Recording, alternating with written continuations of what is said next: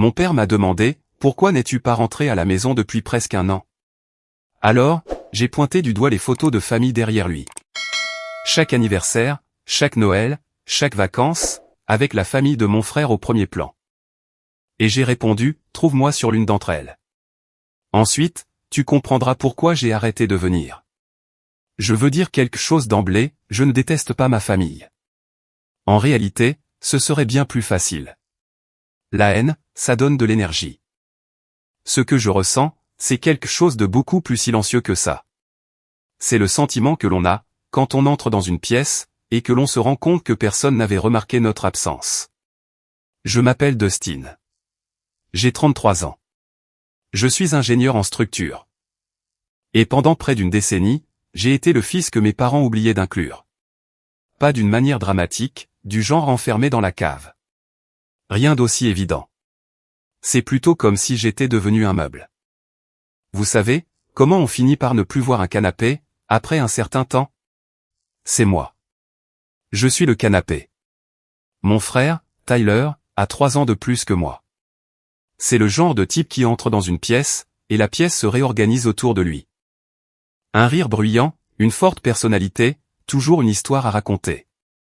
Il a épousé Jess à 27 ans. Ils ont eu 2 enfants rapidement, Braden et Lily. Et quelque part en cours de route, il est devenu le centre de gravité absolu de notre famille. Chaque fête tournait autour de son emploi du temps.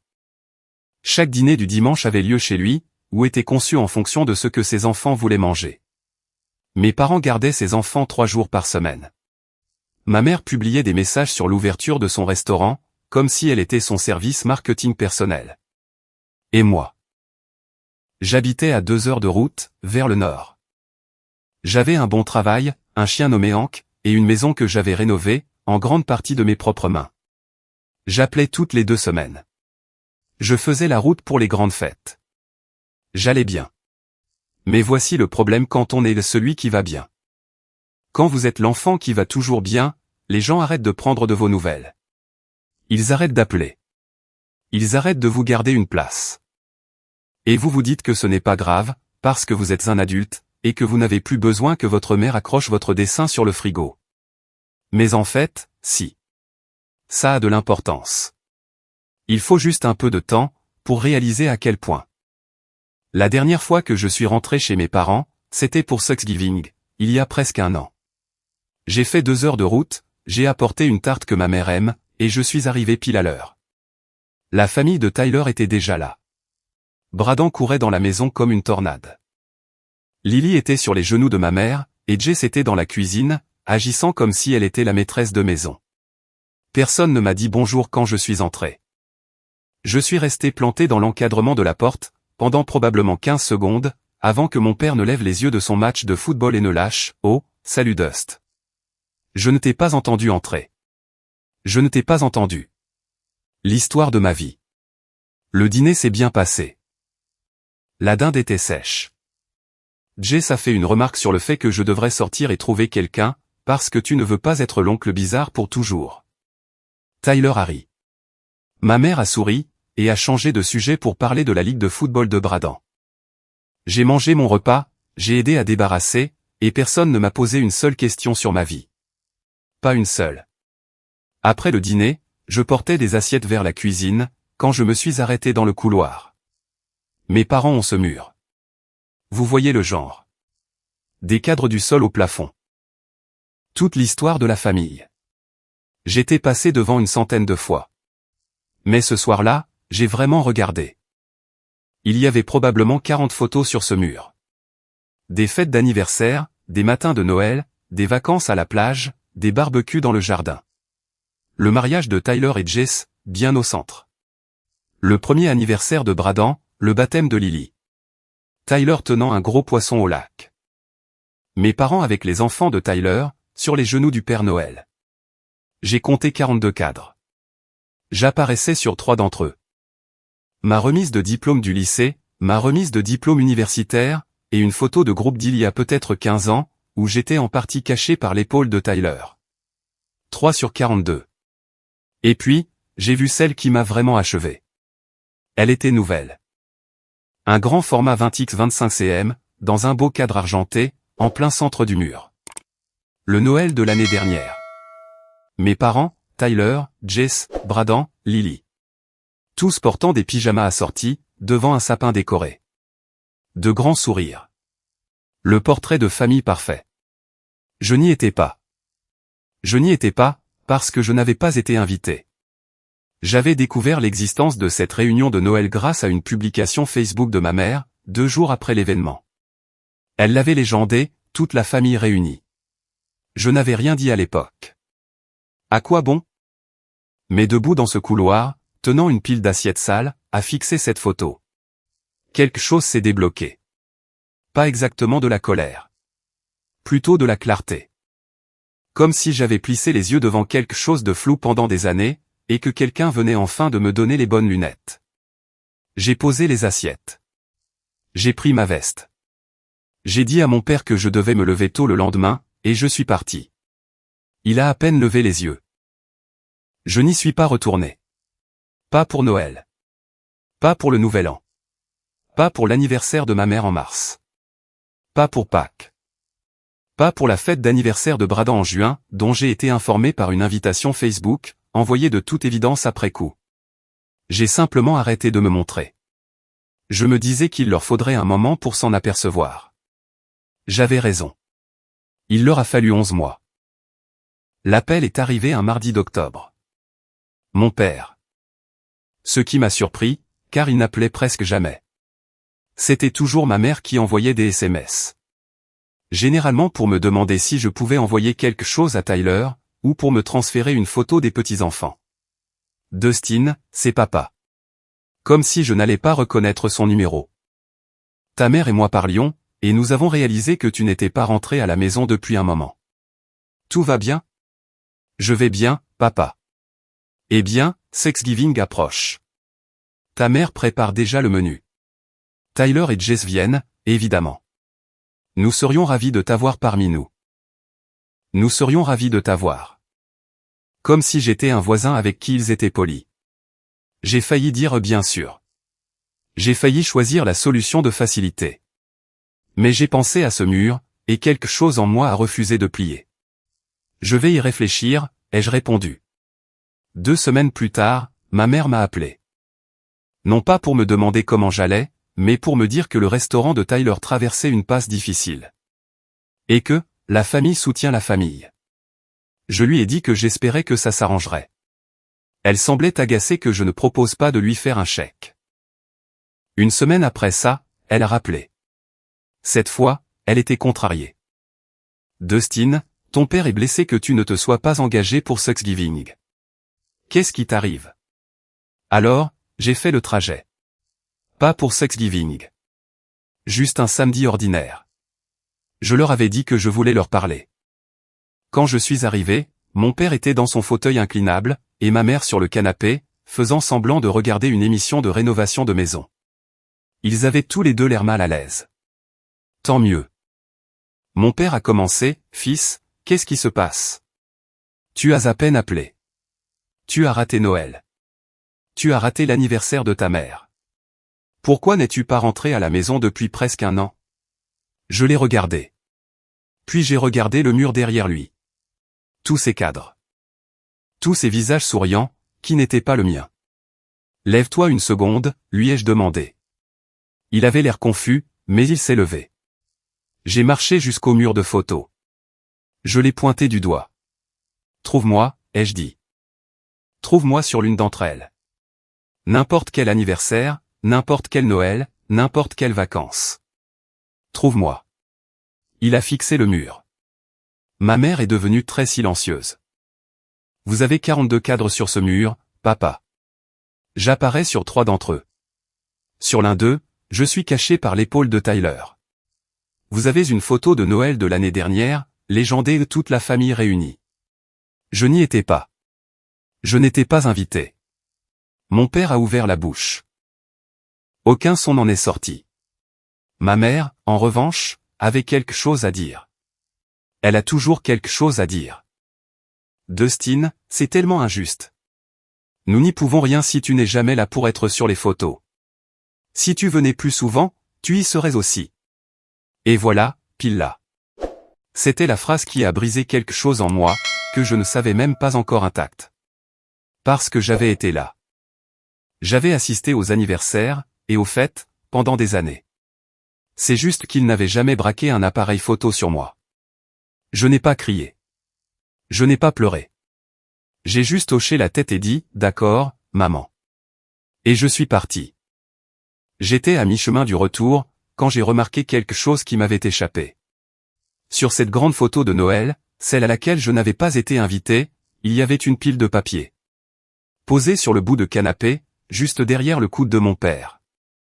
J'avais pris une photo du mur avec mon téléphone, un peu par instinct. De la même façon que l'on photographie une preuve, quand on sait qu'on en aura besoin plus tard. J'ai zoomé sur ces papiers. L'entête était partiellement visible. Je pouvais distinguer un logo, un montant en euros, et un mot « hypothèque ». La maison de mes parents était entièrement payée depuis 12 ans. Alors, que faisaient des documents hypothécaires sur leur bout de canapé? Sauf que ce n'était pas leur maison qui figurait sur ces papiers. J'ai reconnu le logo. C'était la coopérative de crédit près du lac. Celle que mon grand-père utilisait pour tout, y compris pour la maison du lac. Il faut que je vous parle de la maison du lac, car sans ce contexte, le reste de l'histoire n'a aucun sens. Mon grand-père, Earl, était le père de ma mère. C'était un homme discret, le genre de type qui préférait construire quelque chose de ses mains, plutôt que de rester assis à en parler. Il avait acheté la maison du lac en 1987.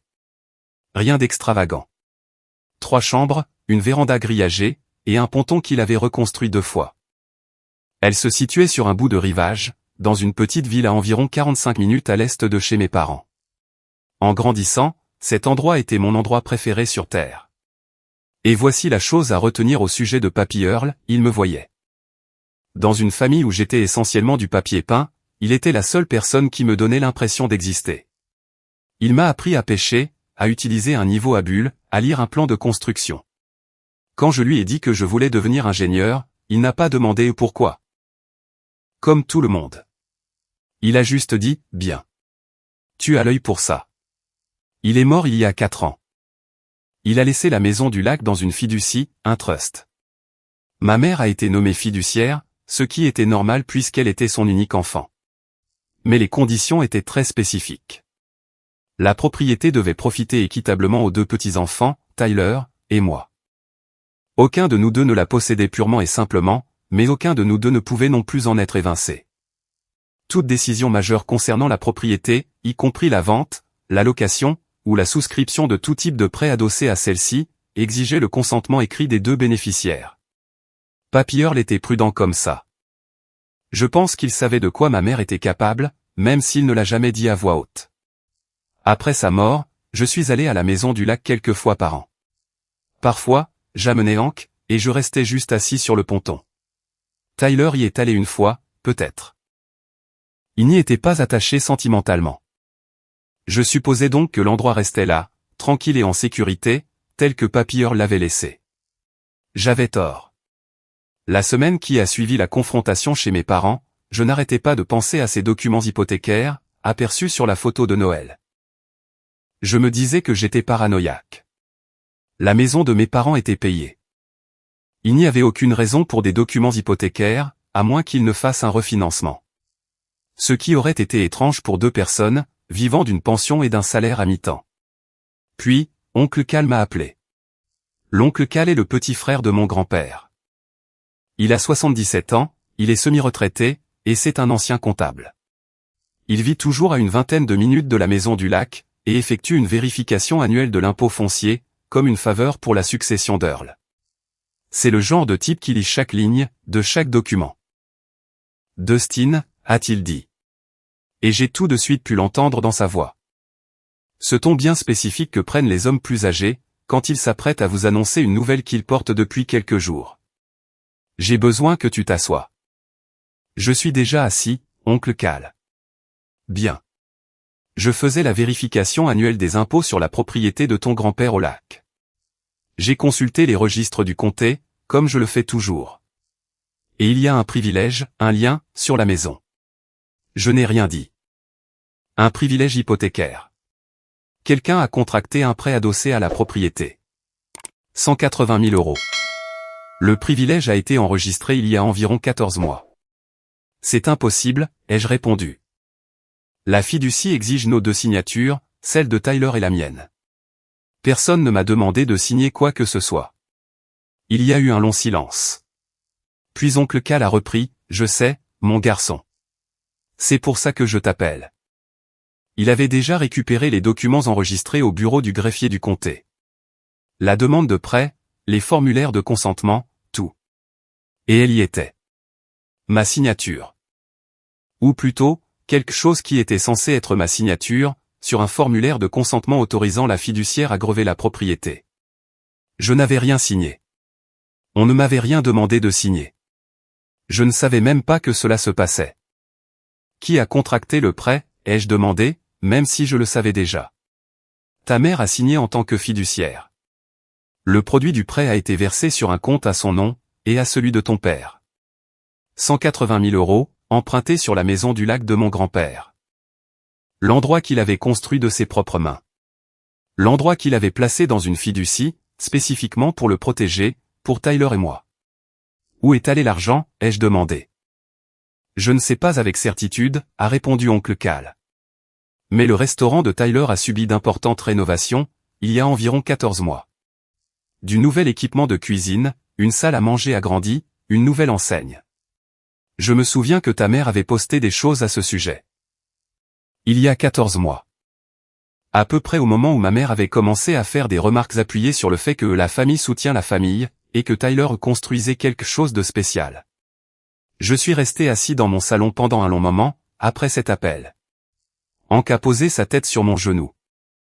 Je lui ai gratté les oreilles, en essayant d'organiser ce que je ressentais.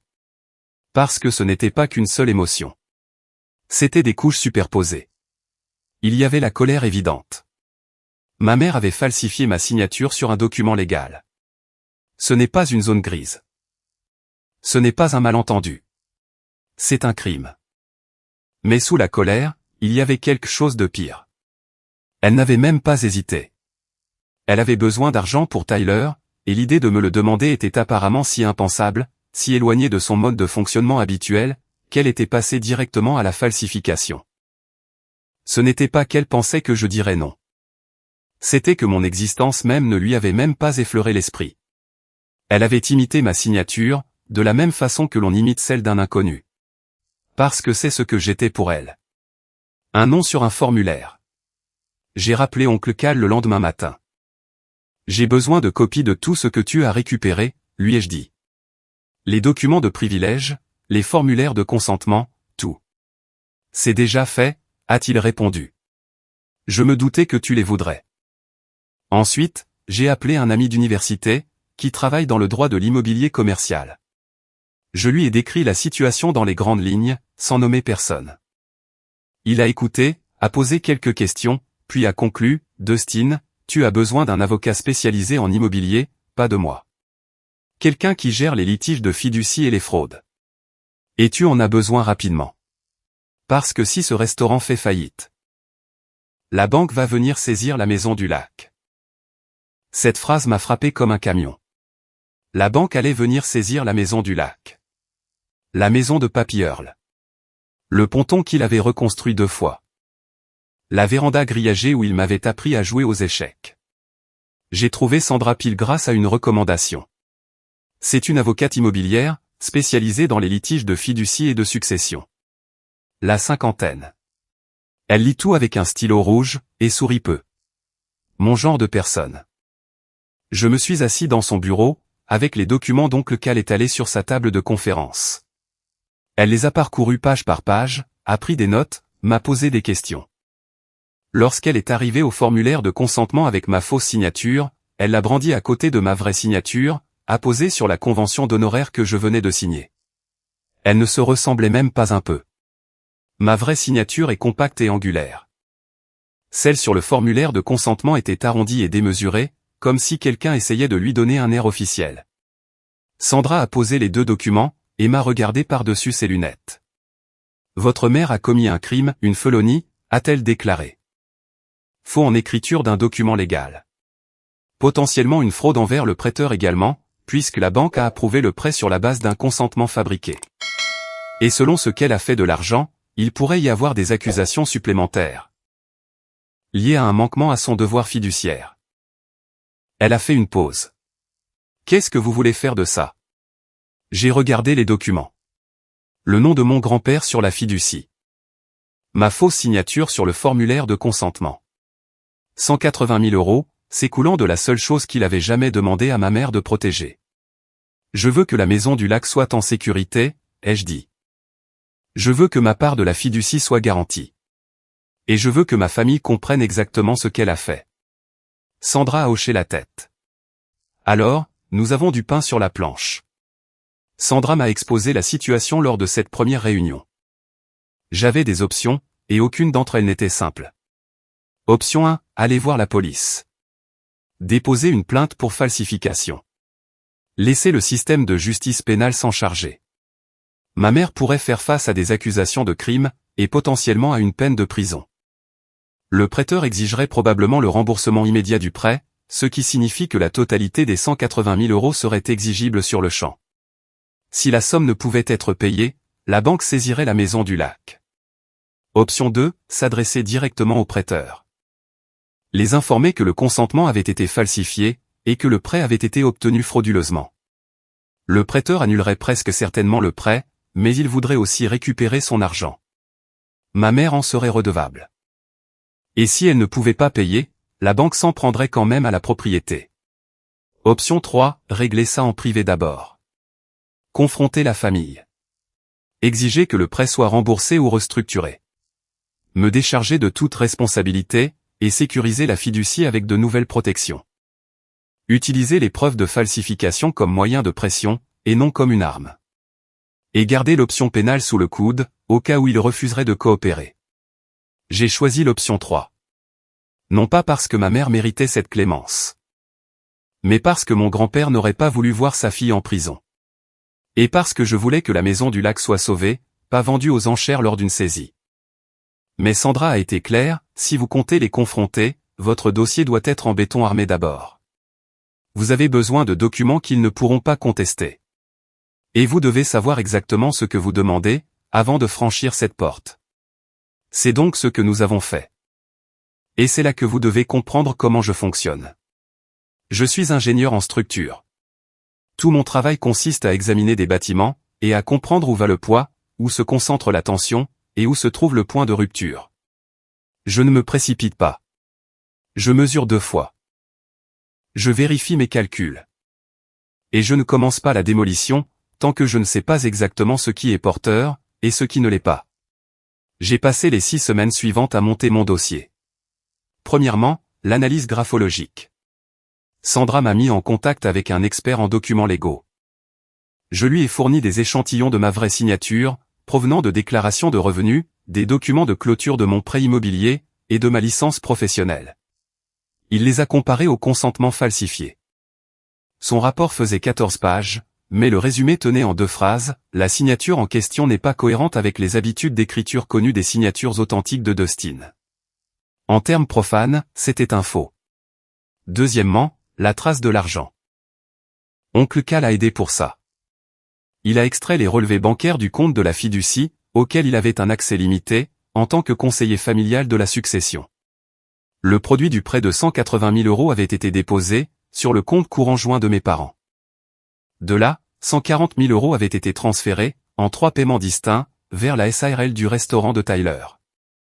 Les 40 000 € restants, avaient été affectés aux dépenses générales de mes parents au cours des mois suivants, un nouveau toit pour leur maison, un voyage en Floride, une nouvelle tondeuse autoportée. Ils avaient dépensé 40 000 balles de l'héritage de mon grand-père, pour des vacances et du matériel de jardinage. Troisièmement, la santé financière du restaurant. Cette partie a été plus facile qu'elle n'aurait dû l'être. Le restaurant de Tyler avait une page Facebook publique, où Jess publiait des mises à jour en permanence. Tellement béni d'annoncer notre agrandissement. Nouveau menu le mois prochain. La famille, c'est tout, et cet endroit est bâti sur des valeurs familiales. J'ai pris des captures d'écran de tout. La parajuriste de Sandra a extrait les documents publics du restaurant. C'était une SARL, dont Tyler était l'unique membre. Les revenus étaient modestes. Il y avait 2 privilèges de fournisseurs en attente, ce qui signifie qu'il n'avait pas payé certains de ses fournisseurs. La grande rénovation d'il y a 14 mois avait clairement été l'opération de la dernière chance, et non un investissement. Le restaurant ne prospérait pas. Il était sous assistance respiratoire. Et la maison du lac de mon grand-père était la perfusion. Quatrièmement, et c'est la partie qui m'a vraiment empêché de dormir la nuit, j'ai conduit moi-même jusqu'au bureau du greffier du comté. Je voulais voir les documents originaux enregistrés, pas des copies. Le greffier a sorti le dossier. Je me suis assis à une table publique, et j'ai épluché chaque page. Le formulaire de consentement portait ma fausse signature, mais il comportait également le tampon d'un notaire. Quelqu'un avait notarié ma fausse signature. Cela signifiait, soit que le notaire était dans le coup, soit que ma mère avait trouvé quelqu'un prêt à tamponner un document sans vérifier l'identité du signataire. Dans un cas comme dans l'autre, c'était une couche de fraude supplémentaire. J'ai photographié chaque page. Ensuite, je suis retourné à mon camion, et je suis resté assis là pendant 20 minutes. À respirer, tout simplement. Pendant tout ce temps, j'ai joué profil bas avec ma famille. C'était la partie la plus difficile. Ma mère m'a envoyé 2 SMS. L'un pour me demander si j'étais toujours aussi dramatique à propos des photos. Et l'autre, pour m'annoncer que le restaurant de Tyler organisait un week-end de grande réouverture, et que cela signifierait le monde pour mon frère si je venais. J'ai répondu aux 2 messages poliment. Court et amical. Ça a l'air super. Je vais essayer de venir. Ravi que les choses aillent bien. J'ai tout de suite compris que ma mère prenait ça pour une victoire. Ses textos suivants étaient plus chaleureux. Elle m'a envoyé une photo de Lily en costume d'Halloween. Elle m'a demandé si je fréquentais quelqu'un. Elle a même ajouté « Tu nous manques, mon chéri. » Du Grand Lorraine. À l'instant où elle pense que vous vous êtes soumis, la chaleur revient au galop. Tyler m'a appelé une fois pendant cette période. C'était gênant, ce qui était normal pour nous. Nous n'avions jamais été proches. Il a 3 ans de plus, et nous étions des enfants différents. Il jouait au baseball, je lisais des plans. Il était bruyant, j'étais discret. Nous coexistions plus que nous ne nous connexions. Et, mec, a-t-il dit. Maman dit que tu traverses une période difficile. Je voulais juste prendre de tes nouvelles. J'apprécie, Tyler. Mais je vais bien. Cool. Cool. Et, tu devrais passer au restaurant un de ces 4. On a fait une grande rénovation. Nouveau fumoir, nouvelle salle à manger. La poitrine de bœuf est dingue, maintenant. J'irai voir ça, ai-je répondu. Super. Et, Thanksgiving approche. Maman met le paquet. Ce serait bien que tu sois là. J'ai dit que j'y réfléchirais. Il a répondu, cool, encore 3 fois, et il a raccroché. Voilà à quoi se résumait la prise de nouvelles de Tyler envers son frère. 45 secondes. Aucune question de suivi, aucune curiosité sincère. Juste un rapide appel de relations publiques, et retour à la poitrine de bœuf. Le fait est que je ne pense pas que Tyler était au courant de la falsification. Pas des détails, du moins. Je pense qu'il savait que l'argent des rénovations provenait des ressources familiales, et qu'il n'avait pas posé de questions. Parce que poser des questions aurait pu impliquer d'entendre des réponses, qu'il n'avait pas envie d'entendre. Tyler n'est pas diabolique. Il est juste installé dans son confort. Il a passé toute sa vie à être la priorité, et il n'a jamais eu à se demander pourquoi.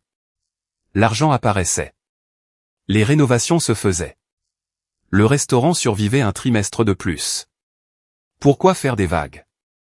Mais 140 000 € de cet argent avaient été volés à une fiducie qui m'appartenait pour moitié. Son confort s'était bâti sur la trahison de mon grand-père. 6 semaines après la première réunion avec Sandra, nous étions prêts. J'avais le rapport graphologique médico-légal, la documentation de la trace de l'argent, les registres du comté, le problème du notaire, et une lettre de résolution proposée, que Sandra avait rédigée. La lettre décrivait tout ce que nous avions découvert, et présentait mes exigences. Rembourser l'hypothèque dans les 90 jours. Révoquer ma mère de son rôle de fiduciaire, et nommer un fiduciaire indépendant. Transférer ma part de 50% de la maison du lac, dans une fiducie distincte, uniquement à mon nom. S'il refusait, nous déposerions une plainte au civil, et signalerions la falsification au procureur. Sandra appelait ça une lettre de la dernière chance. J'étais prêt à l'envoyer. Mais je voulais la remettre en main propre. Sandra a levé un sourcil à cette idée, la plupart des clients préfèrent garder leur distance, a-t-elle fait remarquer. Je sais. Mais je veux voir leur visage. Elle a hoché la tête.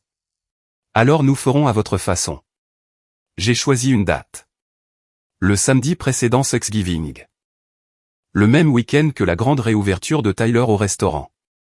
Ma mère, de son côté, m'avait envoyé un SMS le matin même, tellement excité que tu sois là pour Thanksgiving cette année.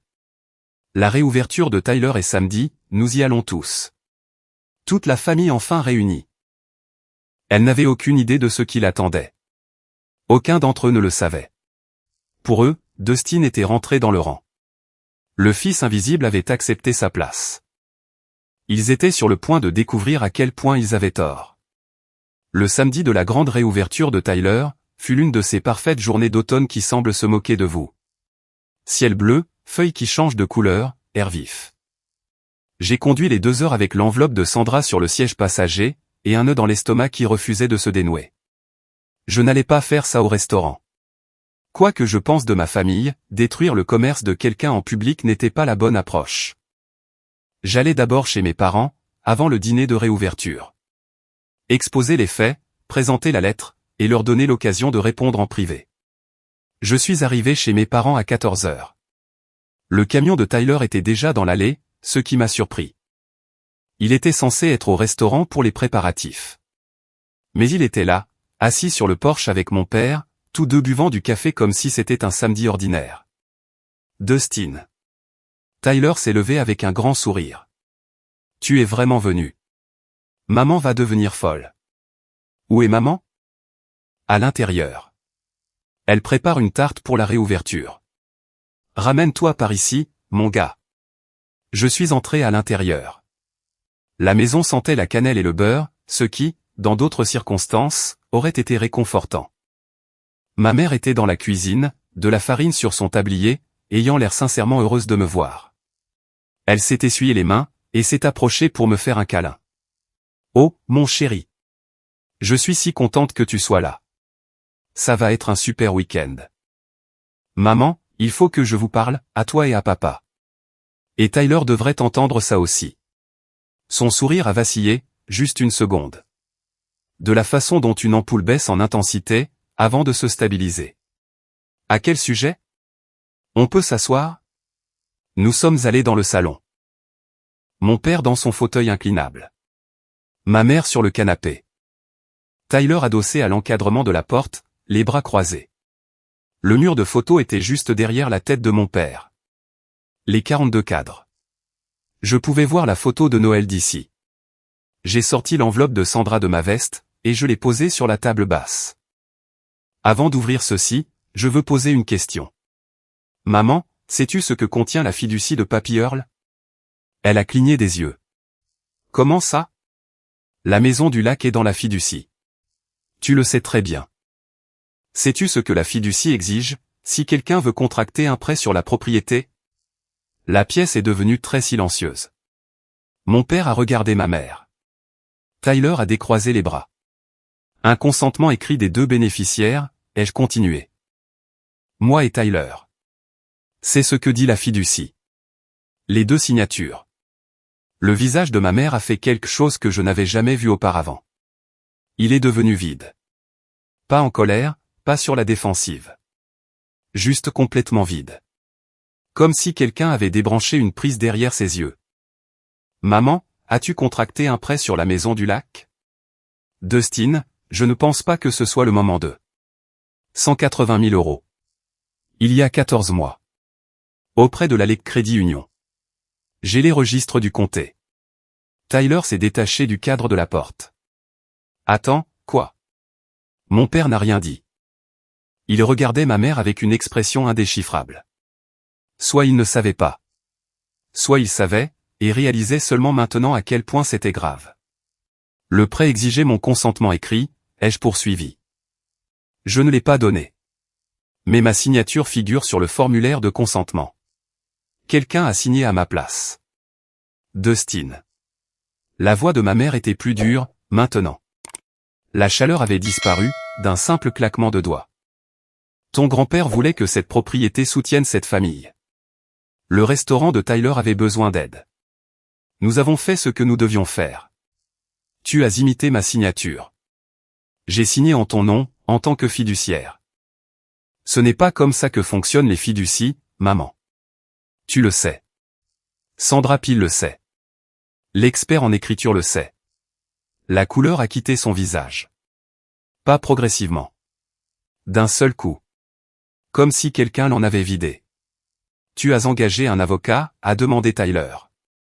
Tu as engagé un avocat contre ta propre famille. J'ai engagé un avocat parce que ma mère a commis une falsification, contre une fiducie que mon grand-père avait créée pour nous protéger tous les deux. 140 000 € de cet argent sont allés à ton restaurant, Tyler. Savais-tu d'où ils venaient? Tyler a regardé ma mère. Tu m'avais dit que ça venait de vos économies. Tu as dit que papa et toi aviez mis de l'argent de côté.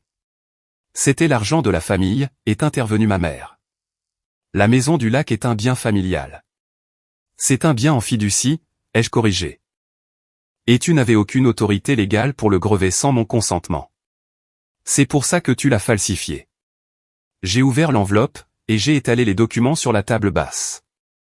Le formulaire de consentement avec ma fausse signature. Le rapport de l'expert en écriture.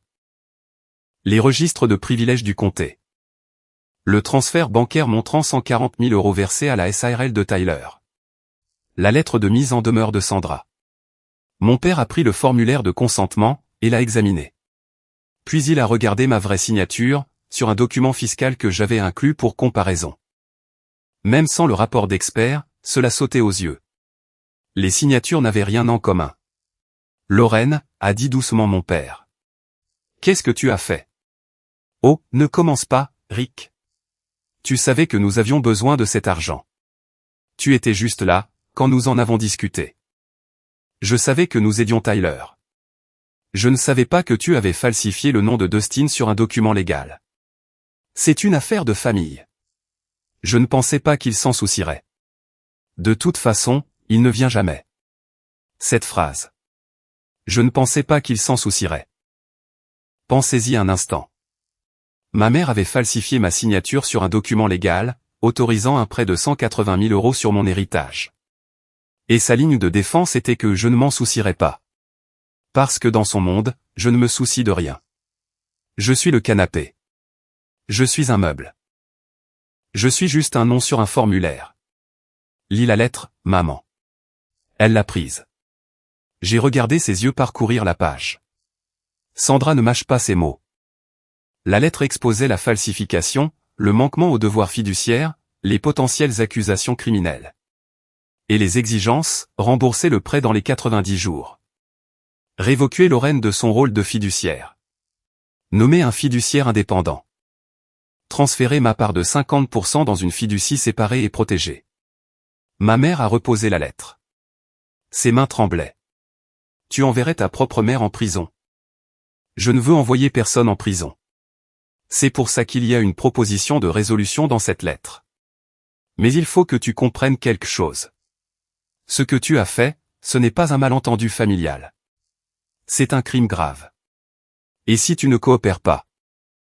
Mon avocate déposera une plainte au civil, et transmettra la falsification au procureur. Tyler faisait maintenant les 100 pas. C'est de la folie. Tu vas faire exploser toute cette famille pour une maison au bord d'un lac? Je ne fais rien exploser, Tyler. Maman a falsifié un document, et a volé 180 000 € à une fiducie. La maison du lac sert de garantie pour un prêt qui n'aurait jamais dû exister. Si ton restaurant coule, et soyons honnêtes, tu accumules les dettes envers tes fournisseurs. La banque va saisir. Ils saisiront la maison de Papy Earl. L'endroit dont il a pris soin pendant 30 ans. Tyler s'est arrêté de marcher. L'histoire des fournisseurs impayés était apparemment une nouvelle pour lui. Ou du moins, une nouvelle qu'il ne s'attendait pas à ce que je connaisse. Mon père tenait toujours le formulaire de consentement, fixant les deux signatures. 90 jours, ai-je dit. C'est ce qui est écrit dans la lettre. Vous avez 90 jours pour rembourser le prêt et restructurer la fiducie. Où sommes-nous censés trouver 180 000 euros, a demandé ma mère. Ce n'est pas mon problème, maman. Tu as bien trouvé 180 000 euros quand Tyler en avait besoin. Trouve-les encore. Personne n'a rien dit pendant un long moment. Le minuteur de la tarte a sonné dans la cuisine. Personne n'a bougé pour aller l'éteindre. Puis, ma mère a levé les yeux vers moi. Avec une expression que je n'avais jamais vue dirigée contre moi auparavant. Ce n'était pas de la culpabilité. Ce n'était pas du remords. C'était de la fureur. Une fureur pure, et non diluée, face au fait que j'ai osé exister assez bruyamment pour la déranger. Après tout ce que cette famille a fait pour toi, a-t-elle lâché? J'ai failli rire. Vraiment. Mais il n'y avait rien de drôle dans tout ça. J'ai ramassé ma veste. Je ferai savoir à Sandra que vous avez reçu la lettre. Vous avez 90 jours. Je vous suggère de prendre votre propre avocat. Je suis passé devant le mur de photos en sortant. 42 cadres. 3 où j'apparais. J'ai refermé la porte d'entrée derrière moi, et je suis resté assis dans mon camion pendant 5 minutes, avant de pouvoir tourner la clé de contact. Mon téléphone a vibré avant que j'atteigne l'autoroute. Un SMS de Tyler, tu viens de gâcher le week-end de la grande réouverture de maman. Elle pleure dans la cuisine. Tu es content maintenant? Je n'ai pas répondu. Mais j'ai réfléchi à ce qu'il venait d'écrire. Le week-end de grande réouverture de maman. Pas la grande réouverture du restaurant de Tyler. Celle de maman. Parce que même les réussites professionnelles de Tyler tournaient en réalité autour d'elle. J'étais presque rentré, quand mon téléphone a vibré à nouveau. Cette fois, c'était un numéro que je ne connaissais pas. J'ai laissé sonner jusqu'à la messagerie vocale. Quand j'ai écouté le message plus tard, c'était Jess. Dustin, c'est Jess. Je ne sais pas ce que tu as dit à tes parents aujourd'hui, mais Tyler est arrivé au restaurant blanc comme un linge, et ta mère n'arrête pas de pleurer.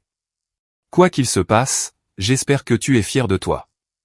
Tyler a travaillé si dur pour ce restaurant. Et la dernière chose dont il a besoin, ce sont des drames familiaux pour sa grande soirée. Tu dois réfléchir à ce que tu fais à cette famille. J'ai sauvegardé le message vocal. Sandra m'avait dit de tout conserver. Ensuite, j'ai appelé oncle Cal. C'est fait, lui ai-je dit. J'ai remis la lettre. Comment l'ont-ils prise? À peu près comme on s'y attendait. Il est resté silencieux un instant. Ton grand-père serait fier de toi, Dustin. Pour avoir protégé ce qu'il a construit. C'était la première fois en 6 semaines, que j'avais l'impression de pouvoir respirer. Les 72 heures suivantes ont été chaotiques. Ma mère a lancé une campagne à grande échelle. Elle a appelé tous les membres de la famille qu'elle pouvait joindre, avec sa propre version des faits. Qui se résumait à « Dustin menace de poursuivre sa propre mère en justice, pour une maison au bord d'un lac que personne n'utilise, et il essaie de détruire le restaurant de Tyler par jalousie. » Elle a pleuré auprès de ses amis de l'église. Elle a publié un statut Facebook vague sur « Quand les personnes que vous aimez le plus se retournent contre vous ». Ce qui a récolté 63 cœurs en réaction. Elle m'a aussi appelé 14 fois. Je n'ai pas décroché. Elle a laissé des messages vocaux qui commençaient en larmes, et qui devenaient progressivement plus en colère. Le dernier consistait juste à dire « J'espère que tu peux vivre avec toi-même, Dustin », avant de raccrocher. Tyler a envoyé 2 SMS. Le premier disait « Nous devons parler de ça comme des adultes ». Le second, envoyé 6 heures plus tard, disait « J'ai parlé à un avocat. Il dit que tu as un dossier solide. On peut trouver un arrangement ?» Ce deuxième texto était celui que j'attendais. Tyler avait parlé à un avocat, ce qui signifiait que Tyler comprenait maintenant la situation.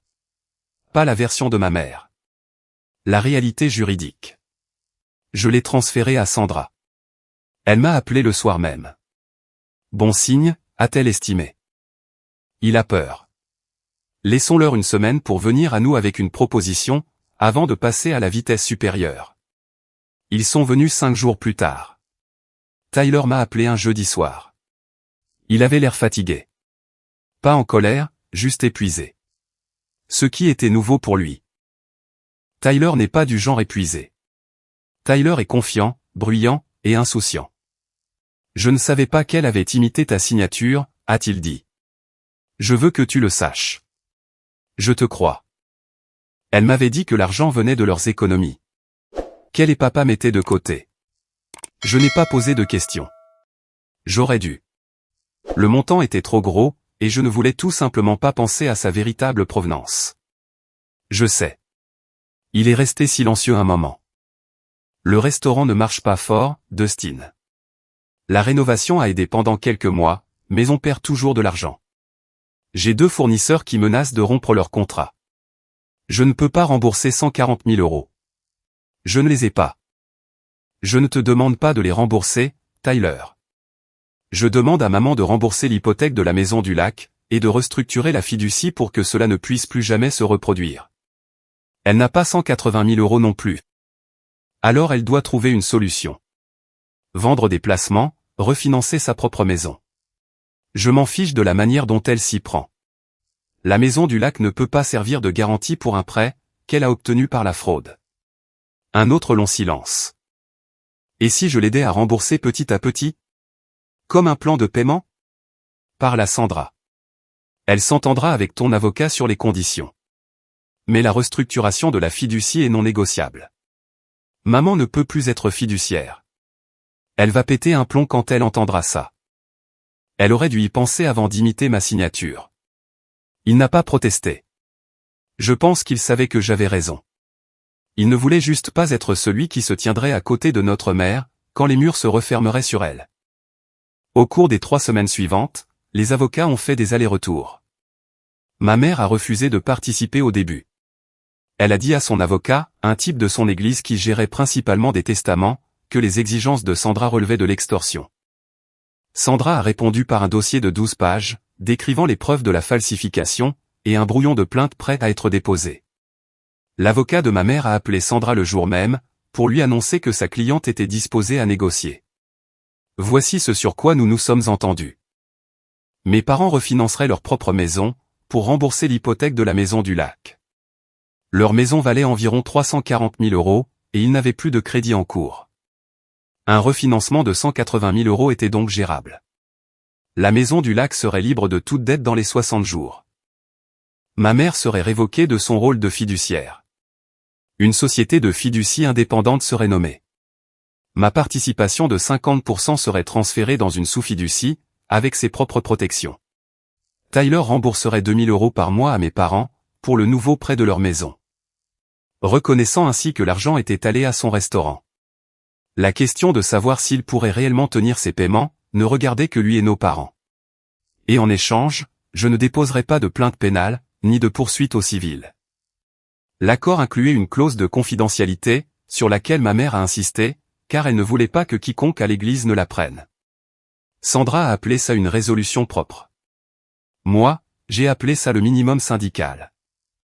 Nous avons signé les papiers dans le bureau de Sandra, un mercredi matin de décembre. Ma mère est venue avec l'avocat de son église.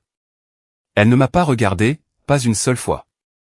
Elle a signé chaque document avec la mâchoire si serrée, que je pouvais entendre grincer ses dents. Quand ce fut terminé, elle s'est levée, a boutonné son manteau, et est sortie sans un mot. Mon père s'est attardé. Il est resté près de la porte de la salle de conférence, les mains dans les poches. Me regardant comme il le fait toujours, comme s'il voulait dire quelque chose, mais qu'il ne trouvait pas les mots. Je suis désolé, Dustin, a-t-il dit. J'aurais dû prêter plus attention à beaucoup de choses. Ouais, ai-je répondu. Tu aurais dû. Il a hoché la tête. Et puis il est parti. Tyler m'a rattrapé sur le parking. Il avait l'air d'avoir mauvaise mine. Des poches sous les yeux, une chemise froissée. Le restaurant pesait visiblement sur lui. Pour ce que ça vaut, a-t-il dit, je suis désolé aussi. Pas seulement pour l'argent. Pour tout. Les photos, les fêtes.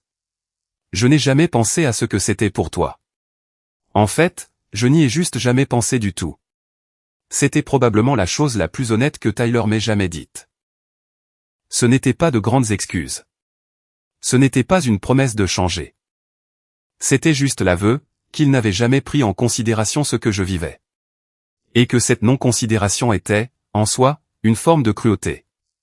Merci, Tyler, lui ai-je dit. C'est sincère. Est-ce qu'on est en bon terme? On n'est pas en mauvais terme. Laisse du temps au temps. Il a esquissé un demi-sourire. C'est de bonne guerre. C'était il y a 4 mois. Voici où tout le monde en est aujourd'hui. Mes parents ont refinancé leur maison. L'hypothèque de la maison du lac est remboursée. Ma mère ne me parle plus. Elle a dit à mon père que j'avais choisi l'argent plutôt que la famille, ce qui est une réécriture assez spectaculaire de ce qui s'est réellement passé. Mon père m'appelle toutes les 2 semaines. Les conversations sont courtes et maladroites, mais elles ont lieu. Il m'a envoyé une photo de la maison du lac le mois dernier. Sans légende, juste la photo. Je pense que c'était sa façon de dire qu'il avait compris. Le restaurant de Tyler est toujours ouvert, mais de justesse. Il a réduit sa carte, diminué ses heures d'ouverture, et licencié 2 employés. Jess a repris le travail comme hygiéniste dentaire pour aider à payer les factures. Tyler et moi échangeons des textos de temps en temps. Rien de profond. Il m'a envoyé une photo de Braden en train de pêcher un poisson, et j'ai répondu avec un pouce en l'air. Ce n'est pas vraiment une relation. C'est peut-être le début d'une, qui sait. Oncle Cal se rend à la maison du lac une fois par mois, pour vérifier que tout va bien. Il m'appelle après chaque visite pour me faire un rapport, le ponton tient le coup. Le toit a l'air bien. La véranda aurait besoin d'une nouvelle moustiquaire sur le côté ouest. Il a 77 ans, et il traite cet endroit comme si c'était une terre sacrée. Parce que pour lui, ça l'est. Je suis retourné à la maison du lac il y a quelques semaines. La première fois depuis que tout ça est arrivé. J'ai amené Hank.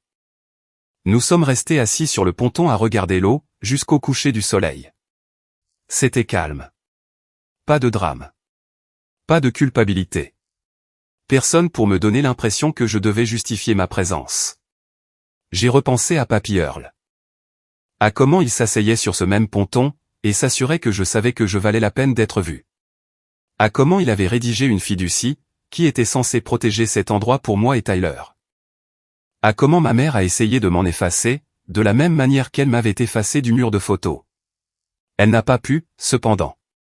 Parce qu'il m'avait vu, même quand personne d'autre ne me voyait. Et il s'est assuré que les documents officiels le reflètent.